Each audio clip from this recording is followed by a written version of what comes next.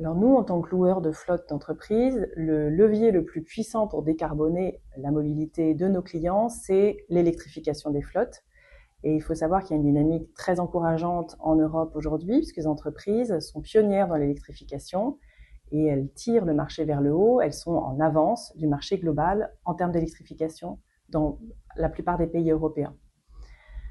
Nous, en tant que loueurs, on leur propose et on les accompagne dans cette transition, on leur propose des solutions adaptées d'installation de bornes de recharge à domicile, de financement des bornes de recharge, du soutien en termes de conseils pour l'électrification de la flotte et également pour décrypter la réglementation qui n'est pas simple en matière de transition.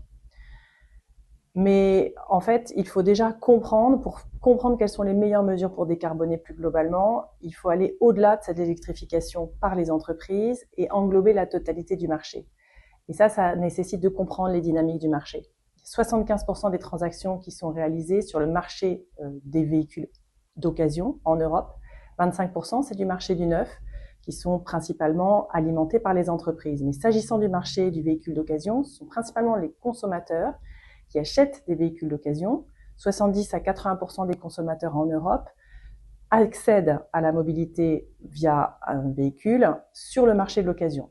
Et c'est ce marché de l'occasion qu'il faut regarder avec beaucoup plus d'attention et sur lequel il faut se concentrer et sur lequel les politiques publiques doivent se concentrer parce qu'aujourd'hui, on a une surabondance des véhicules électriques sur le marché d'occasion pour plusieurs raisons. La première étant que ce sont des véhicules qui restent trop chers pour les ménages, qu'ils subissent une dépréciation extrêmement forte et beaucoup trop rapide, et on a un engorgement de ces véhicules électriques sur le marché, et penser que forcer les entreprises à électrifier plus rapidement va permettre de résoudre ce problème du marché de l'occasion est une erreur.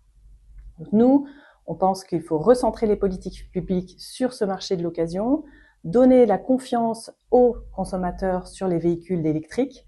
Et ça, on le fait, nous, on a publié une récente étude sur la fiabilité des batteries après plusieurs années d'utilisation, qui reste fiable à 90% après 160 000 km et plus de 6 ans.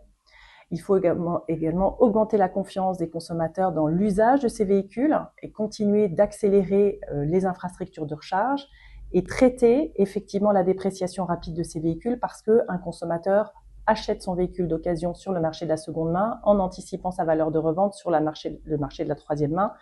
S'il anticipe que ce véhicule perdra énormément de la valeur, il sera réticent à passer à l'électrique.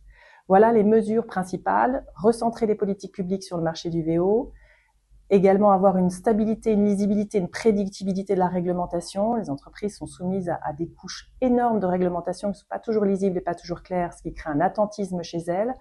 Augmenter la confiance du consommateur aussi dans le véhicule électrique et continuer l'accélération des infrastructures de recharge partout en Europe.